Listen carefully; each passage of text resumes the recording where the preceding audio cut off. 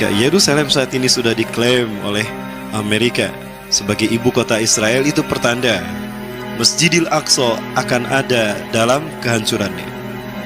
Kiblat kita yang pertama akan terancam segera dihancurkan. Jika Masjidil Aqsa dihancurkan, maka tidak lama lagi sinagog Yahudi, istana Dajjal akan segera berdiri di tanah Betel Meuria. Israel ini sedang melakukan percepatan. Benyamin Netanyahu pernah didatangi oleh Rabi Yahudi, Rabi tertinggi Yahudi. Sudah banyak kemajuan yang terjadi. Apa yang kau lakukan bagus, progresnya luar biasa. Tapi kenapa Mesias belum juga datang? Lakukan percepatan agar Mesias segera datang. Ini percepatannya. Yerusalem diklaim menjadi ibu kota Israel, dan kalau itu sudah terjadi, Masjidil Aqsa akan diruntuhkan, maka sinagog dalam waktu singkat akan berdiri, dan jika sinagog sudah berdiri, Dajjal akan segera datang. Kedatangan Dajjal ini akan terjadi di mana mereka Zionis Yahudi akan menjadi pasukannya. Dan luar biasanya Rasulullah SAW menyebutkan bahwa pasukan inti dari pasukan Dajjal itu bukan Zionis Yahudi. Ya, maksudnya bukan mereka yang berangkat dari Israel, tapi justru adalah Yahudi dan berangkat dari lembah Isfahan, Iran, menggunakan jubah Persia. Dari sini saya paham, Syiah dan Zionis itu sama, 11-12. Ya, baik Bapak Ibu yang dirahmati Allah, Dajjal akan dipertemukan oleh Allah dengan Nabi Isa AS. Ketika itu Nabi Isa turun ketika kaum muslimin akan sholat subuh berjamaah. Wa imamukum al-mahdi, dan imam kalian al-mahdi, kata Rasulullah. Ketika itu qomat sudah dikumandangkan. Di saat qomat dikumandangkan selesai, maka al-mahdi mengatakan sawu sufufakum, tarasu wa tarilu, luruskan rapatkan shaf kalian. Ketika sedang meluruskan shaf, turunlah Isa bin Maryam alaihissalam ala janahain malakain, memegang sayap dua malaikat. Idza yara al-ard yaskutu min ra'si syai'an kalma, yaskutu min ra'si syai'un kalma. Apabila beliau melihat ke bawah, akan berjatuh sesuatu mirip air, tanda beliau telah berwudu di langit. Wa idza yarfa ra'sa yaskutu syai'un min ra'si kalulu'il marjan. Apabila beliau melihat ke atas, berjatuhan sesuatu mirip mutiara dan mutu manikam. Wa inna tayyibu riha jasadi satasummu ila narfin nazar, dan sungguh harumnya tubuh Nabi Isa akan tercium sejauh mata memandang. Dan jika orang kafir menciumnya, mereka akan mati seketika. Itu turun Nabi Isa, Imam Mahdi mengatakan, "Ta'al ya Nabi Allah, salli lana." Mari Kangjeng Nabi, imami kami salat. Imam Mahdi mundur. Ternyata Nabi Isa mendorong Imam Mahdi, "La taqaddam, hadhihi uqimat lak. Tukramatul ila hadhil ummah." Kemuliaan yang Allah berikan kepada umat ini. Allahu Akbar. Nabi Isa, Nabi dan Rasul Allah, makmum di belakang Imam Mahdi. Apakah ini pertanda Imam Mahdi lebih mulia dari Nabi Isa? Bukan. Tapi semua Nabi dan Rasul jika hidup di zaman Nabi Muhammad, wajib mengikuti sunnah Nabi Muhammad sebagai makmum.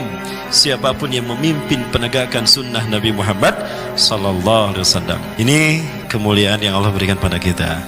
Selesai sholat subuh berjamaah, Isa bin Maryam mengatakan, "Iftahil bab." Buka pintu masjid itu. Ketika pintu masjid itu dibukakan, maka tampaklah Dajjal dengan 70.000 orang Yahudi dari lembah Isfahan, Iran, menggunakan jubah Persia. Ya, Yahudi Iran, berarti Zionis Syiah. Ya. Ketika pintu terbuka, maka aroma tubuh Nabi Isa menghantam 70.000 tadi. Mati semua tuh mereka. Tinggal Dajjal, dia merinding. Waduh, malaikat mautku sudah datang. Andaikan Isa bin Maryam membiarkan Dajjal tanpa membunuhnya, maka Dajjal akan mati sendiri.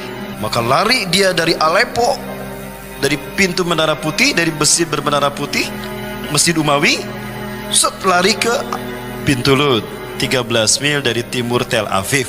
Dibunuhlah di Israel, di 13 mil Tel Aviv, di pintu Lut.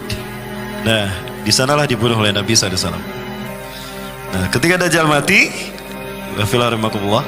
maka kemudian penaklukan dan penguasaan semua negara terjadi. Maka umat Islam kemudian menguasai dunia dan tentram sejahtera. Tapi masih ada satu lagi tantangan terbesar yang tidak kalah beratnya juga, yang dihadapi oleh kaum muslimin walaupun sudah ada Nabi Isa. Apa itu? Turunnya Ya'juj dan Ma'juj. Ya. Setelah umat Islam menguasai beberapa negara, Dajjal sudah dibunuh, kata Nabi Isa, hati-hati kalian, waspada kalian, Ya'juj Ma'juj akan segera datang. Maka kaum muslimin semuanya disuruh masuk bersembunyi. Ya. Fayanzilu sari'an min makanin ila tat. Ya, min khilaral makan. Ya'juj Ma'juj turun dari segala penjuru dalam waktu yang sangat cepat. Set. Maka bangsa-bangsa yang tersisa di muka bumi habis oleh Ya'juj, bahkan dimakan. Alhamdulillah kaum muslimin sudah diperintahkan oleh Nabi Isa untuk masuk bersembunyi. Termasuk Nabi Isa juga bersembunyi. Semuanya ada dalam komando Nabi SAW. Tidak boleh ada yang keluar. Maka mereka bertahan mabit sampai malam tuh, tidak ada yang keluar sampai subuh. Di malam harinya Ya'juj Ma'juj berkata, semua manusia sudah kita habisi, tidak ada yang tersisa. Salah satu dari mereka melihat ke langit, lalu dia menggerakkan tombaknya, lalu dilemparkan, dilesatkan ke langit, dan tombak itu kembali dengan berlumuran darah. Sampai tombak itu kembali dalam keadaan berlumuran darah. Ya, maka Allah menghukum Ya'juj Ma'juj dengan menurunkan ulat. Ribuan ulat jatuh dari langit, mungkin jutaan. Ulat-ulat itu jatuh ke punduknya, kan mereka melihat ini, maka Rasulullah menyebutkan ulat itu jatuh di punduk mereka. Lalu ulat itu memakan Ya'juj Ma'juj sehingga mati berkelimpangan semua Ya'juj Ma'juj, tidak ada yang tersisa satupun. Setelah sholat subuh berjamaah, Nabi SAW memerintahkan salah satu dari kita harus keluar, dan aku meminta salah satu dari kalian keluar untuk memastikan apakah Ya'juj Ma'juj sudah pergi atau mereka menghilang. Salah satu dari mereka mengangkat tangan, saya wahai Nabi Allah, saya siap untuk keluar dan saya siap mati syahid berkorban untuk kalian semua. Maka orang itu keluar, dan ketika dilihat ternyata Ya'juj Ma'juj sudah bergelimpangan. Para sekalian, jumlahnya sangat banyak sekali. Maka umat Islam pun keluar, dan hari demi hari dirasakan dalam keadaan aman sejahtera. Baik, Ibn Filah Rahmatullah. Selain di dalam hadis Rasulullah SAW tadi yang diriwayatkan oleh Huzaifah bin Usaid, dari sahabat Huzaifah bin Usaid, yang diriwayatkan oleh beberapa ulama ahli hadis seperti Imam At-Tirmidzi, Abu Daud, Imam Ahmad, dan juga Bukhari Muslim tentunya. Di dalam Al-Quran disebutkan kata Ya'juj Ma'juj ini terkait dengan sosok yang sangat fenomenal, sosok yang mampu menguasai dunia dalam cakupan yang sangat luas dari timur sampai ke barat, dan sosok ini disebut dengan Kauniyah Zulkarnain. Ini adalah Kauniyah, kunyah, bukan nama asli. Ya, Bapak Ibu, namun belakangan kita dikagetkan dengan pernyataan dari Donald Trump. Donald Trump mengatakan kalau Al-Quds ini akan Al-Quds itu sebutan kita. Kalau sebutan orang-orang Israelnya adalah Yerusalem. Sebaiknya kita tidak menyebut Yerusalem, karena kalau kita menyebutkan Yerusalem berarti kita mengakui eksistensi Yahudi di tanah Muslim Palestina. Betul? Maka kita sebut apa? Al-Quds. Ini adalah Yerusalem kalau dilihat dari udara. Inilah wilayah yang diklaim sebagai Yerusalem. Tidak ada artinya the New World Order tanpa Palestina, dan tidak ada artinya Palestina tanpa Yerusalem. Itu kata Israel. Maka Yerusalem ini adalah kunci bagi mereka untuk segera mendirikan sinagoga Yahudi. Bapak Ibu yang dirahmati Allah, orang-orang Zionis Yahudi, mereka ingin mendirikan sinagoga Yahudi pas di atas Masjidil Aqsa. Maka Masjidil Aqsa harus mereka hancurkan. Ya, Masjidil Aqsa jangan lupa, itu adalah kiblat kita yang pertama, Bapak Ibu. Masjidil Aqsa adalah kiblat kita yang pertama, Bapak Ibu. Maka jika kita memang komitmen dengan ibadah solat kita, maka jangan lupakan Masjidil Aqsa, karena dia adalah kiblat kita yang pertama.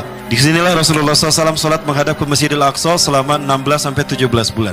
Ya, Masjidil Aqsa ini tidak akan pernah bisa dihancurkan kalau statusnya masih terkait dengan keputusan Oslo. Perjanjian Oslo, PBB menengahi Arab dan Israel.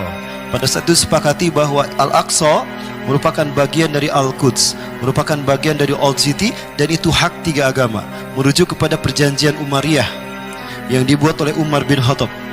Ketika itu Yerusalem atau Al-Aqsa dikuasai oleh orang-orang Nasrani. Kunci Masjidil Aqsa ada di tangan pendeta Sophronius. Dan Sophronius ketika umat Islam menguasai Yerusalem, Al-Palestina, Sophronius tidak mau menyerahkan kuncinya, melainkan jika Khalifah Umar datang sendiri. Aku tidak akan menyerahkan kunci Al-Quds, Yerusalem, kecuali jika Umar datang sendiri. Disampaikan oleh pasukan kaum muslimin, utusan kepada Khalifah Umar. Maka Umar memutuskan, aku akan datang sendiri kalau begitu. Katakan pada mereka. Sampai beritanya kepada orang-orang Nasrani di Yerusalem, di Al-Quds, di Palestina ini, maka geger mereka. Bayangan mereka jika seorang raja pimpinan sebuah negara yang menguasai Imperium Persia dan Romawi datang, pembantaian akan terjadi, genosida akan terjadi. Itu dalam benak mereka. Maka mereka takut luar biasa. Ketakutan mereka ini sampai kepada Umar bin Khattab. Nah, inilah yang melatar belakangi lahirnya perjanjian Umayyah. Kalau Bapak Ibu datang ke Masjidil Aqsa,